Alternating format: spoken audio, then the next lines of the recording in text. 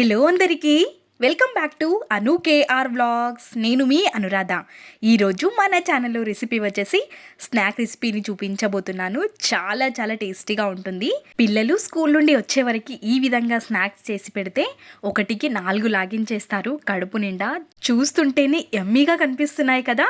ఇంకెందుకు ఆలస్యం, ప్రాసెస్ చూసేద్దాం, వచ్చేయండి.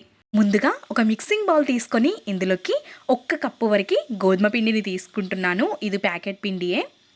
ఇందులోకి 1 స్పూన్ వరకు నువ్వులు వేసుకోవాలి. 1/2 టేబుల్ స్పూన్ వరకు వాముని యాడ్ చేసుకుంటున్నాను. రుచికి సరిపడా సాల్ట్ని కూడా వేసేసుకొని పిండిని ఒక్కసారి మిక్స్ చేసుకొని తీసుకోవాలి. ఈ రెసిపీని మైదాతో కూడా ప్రిపేర్ చేసుకోవచ్చు. నేనైతే ఇక్కడ గోధుమ పిండితోనే ప్రిపేర్ చేస్తున్నాను. ఇందులోకి కొద్దిగా వాటర్ని వేసుకుంటూ మనం చపాతీ పిండిని ఏ విధంగా అయితే తడుపుకుంటామో ఈ పిండిని అదే విధంగా తడుపుకొని తీసుకోవాలి. పిండిని మంచిగా మర్దన చేసుకుంటూ కలుపుకుంటే సాఫ్ట్గా వస్తుంది. వేళ్ళతోనే ఈ విధంగా పిండిని సాఫ్ట్గా కలిపేసుకొని మూతని కవర్ చేసి ఒక 10 నిమిషాల పాటు పక్కన ఉంచుకోవాలి. ఆలోపు స్టఫింగ్ని ప్రిపేర్ చేసుకుందాం. నేను ఇక్కడ 2 ఆలుని మధ్యలోకి ఈ విధంగా కట్ చేసేసుకొని ఉడికించుకొని తీసుకున్నాను. కుక్కర్లో వేసుకుంటే చాలా తొందరగా ఉడికిపోతాయి. ఆలులని ఈ విధంగా కట్ చేసుకొని ఉడికించుకోవడం వల్ల తొందరగా ఉడుకుతుంది కాబట్టి టైం సేవ్ అవుతుంది, గ్యాస్ కూడా సేవ్ అవుతుంది. కుక్కర్లో పెట్టి ఒక 3 విజిల్స్లోనే ఆలు మంచిగా ఉడికిపోతుంది. తొక్క తీసేసుకొని ఈ విధంగా స్మాష్ చేసుకొని రెడీగా పక్కనుంచుకోవాలి. ఇప్పుడు స్టవ్ పైకి ఒక మందపాటి గిన్నె నుంచేసి ఒక 2 టేబుల్ స్పూన్ల వరకు ఆయిల్ వేసుకోవాలి. ఆయిల్ వేడిగా అయిపోయిన తర్వాత జీలకర్ర, ఆవాలు, ఒక చిన్న సైజ్ ఆనియన్ని కూడా తరుక్కొని తీసుకున్నాను. ఆనియన్ కూడా లైట్గా ఫ్రై అయిపోయిన తర్వాత పసుపు, రుచికి సరిపడా కారం, కరివేపాకు, కొత్తిమీరని యాడ్ చేసేసుకొని 1 స్పూన్ వరకు నువ్వులు వేసుకోవాలి. నువ్వులు మధ్యలో తలుగుతూ ఉంటే చాలా రుచిగా ఉంటుంది. తప్పకుండా నువ్వుల్ని యాడ్ చేసుకోండి. నువ్వులు కూడా వేసిన తర్వాత ఇందులోకి మనం ముందుగా స్మాష్ చేసుకొని పెట్టుకున్న ఆలుని వేసుకోవాలి. ఆలు చాలా మెత్తగా అయిపోవాలి. అప్పుడే ఈ రెసిపీకి బాగుంటుంది. మొత్తం మిక్స్ చేసేసుకొని రుచికి సరిపడా సాల్ట్ని వేసేసుకొని సాల్ట్ కూడా మొత్తం కలిసిపోయే విధంగా మిక్స్ చేసుకొని తీసుకోవాలి. మీకు ఇష్టమైతే ఇందులోకి గరం మసాలా, ధనియాల పొడి, స్పైసెస్ని కూడా యాడ్ చేసుకోవచ్చు. పిల్లల కోసం అయితే ఆ స్పైసెస్ యాడ్ చేయకుండా చేయడమే బెటర్. కాబట్టి నేను ఇక్కడ ఇదే విధంగా ప్రిపేర్ చేస్తున్నాను. ఈ విధంగా ప్రిపేర్ చేసుకొని స్టవ్ ఆఫ్ చేసుకొని చల్లారేంత వరకు పక్కనుంచుకోవాలి. పిండి కూడా మంచిగా సెట్ అయిపోయింది. పిండిని ఇంకా కొద్దిసేపటి వరకు చేతులపైనే మర్దన చేసుకోవాలి. 2 పార్ట్స్ లాగా డివైడ్ చేసేసుకొని ఒక పిండి ముద్దని తీసుకొని పొడి పిండి సహాయంతో చపాతీలాగా చేసుకోవాలి. మనం పిండి ఎక్కువగా తీసుకున్నాం కాబట్టి కొంచెం మందంగానే వస్తుంది చపాతీ. ఈ విధంగా పొడి పిండి సహాయంతో మంచిగా రోల్ చేసుకొని తీసుకోవాలి. చూస్తున్నారు కదా, మనం చేసిన చపాతీ కొంచెం మందంగానే ఉంది. ఈ విధంగా ఉన్న చపాతీపైకి మనం ప్రిపేర్ చేసిన స్టఫింగ్ని పెట్టుకోవాలి. ఎప్పుడు చేసే స్నాక్ లాగానే కాకుండా కొంచెం డిఫరెంట్ స్టైల్లో చేసిన ఈ రెసిపీ చాలా చాలా బాగుంటుంది తినడానికి. స్టఫింగ్ మొత్తాన్ని చేత్తో స్ప్రెడ్ చేసుకోవాలి. ఇప్పుడు మంచిగా ఫోల్డ్ చేసుకొని తీసుకోవాలి. ఇక్కడ చూస్తున్నారు కదా, వీడియోలో చూస్తున్న విధంగా ఫోల్డ్ చేసుకొని పక్కనుంచుకోవాలి.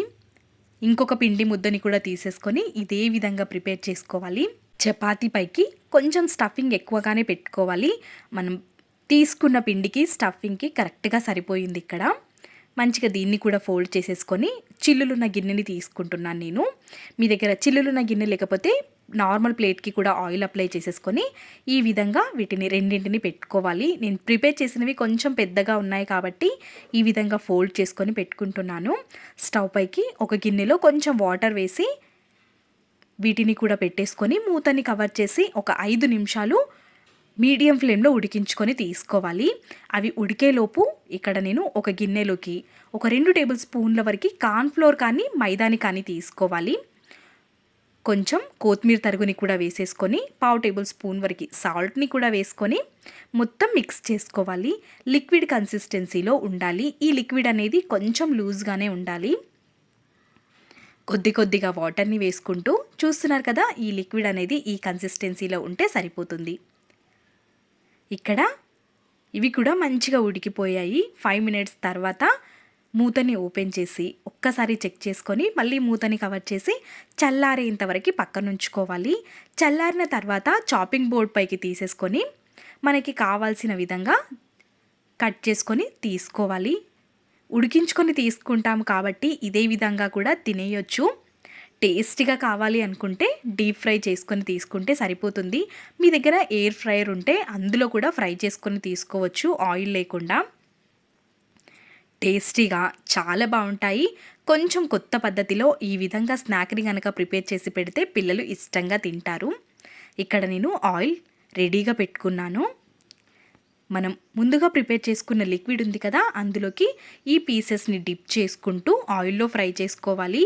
మనం అదే విధంగా ఫ్రై చేసుకున్నామంటే లోపల ఉన్న స్టఫింగ్ బయటికి వచ్చే అవకాశం ఉంటుంది. కాబట్టి ఆయిల్ వేడిగా ఉన్నప్పుడు మనం వేసేటప్పుడు ఖచ్చితంగా లో టు మీడియం ఫ్లేమ్లో పెట్టేసుకొని వీటిని వేసుకోవాలి.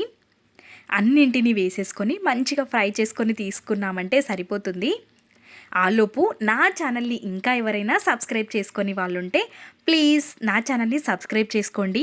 ఇలాంటి ఈజీ అండ్ సింపుల్ రెసిపీసే నా ఛానల్లో పోస్ట్ చేస్తూ ఉంటాను. కాబట్టి నా ఛానల్ని సబ్స్క్రైబ్ చేసుకొని ఈ వీడియో నచ్చితే ఒక లైక్ వేసుకోవడం అస్సలు మర్చిపోవద్దు. అన్నింటినీ ఒక సైడ్ వేసుకొని ఇంకొక సైడ్కి టర్న్ చేసుకుంటూ కాల్చుకోవాలి. మీడియం టు హై ఫ్లేమ్లోనే కాల్చుకోవాలి. ముందుగానే ఉడికించుకొని తీసుకుంటాం కాబట్టి తక్కువ సమయంలోనే ఈ రెసిపీ ఫ్రై అయిపోతుంది. ఇంకొక వాయిగా కూడా వీటిని తీసేసుకొని ఇంకొక వాయిగా వేసేసుకొని తీసుకుంటే సరిపోతుంది.